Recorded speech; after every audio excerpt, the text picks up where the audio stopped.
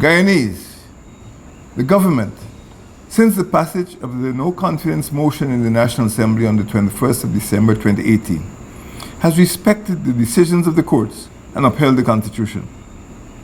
We challenged the validity of the no confidence motion and defended the challenge to the constitutionality of the appointment of the chairman of the Elections Commission. The legal processes were neither frivolous nor aimed at delaying the consequences of the no confidence motion. They sought to clarify and interpret the Constitution and to ensure that general and regional elections would be conducted on the basis of a credible list. I have complied with the rulings of the courts, upheld the Constitution of Guyana, and respected the National Assembly at all times. I engaged the Election Commission from February 2019 repeatedly. I insisted that credible elections be held at the earliest possible time. Credible elections are essential to representative democracy.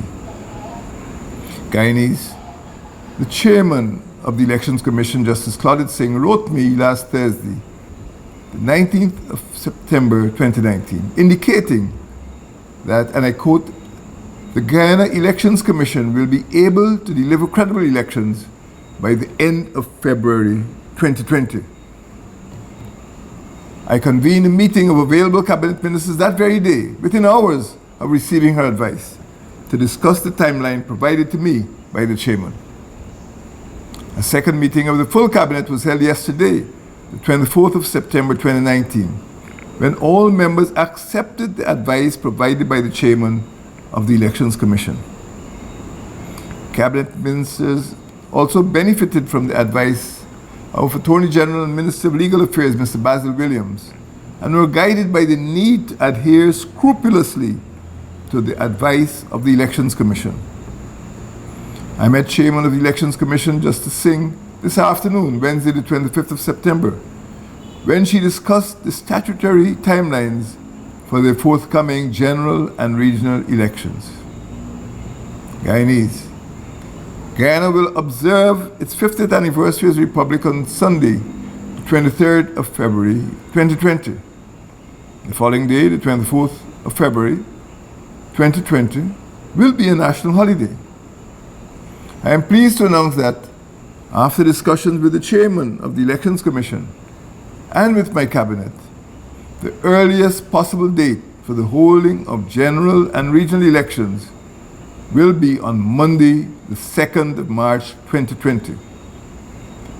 The Constitution states, notwithstanding its defeat, the government shall remain in office and shall hold an election within 3 months or such longer period as the National Assembly shall, by resolution supported by not less than 2/3 of the votes of all the elected members of the National Assembly, determine, and shall resign after the President takes the oath of office following the election. The extension of a period beyond 3 months for the holding of an election is related to the Elections Commission's readiness to hold elections. The government of Guyana must, as a consequence, return to the National Assembly to request an extension. The National Assembly reconvenes on the 10th of October 2019.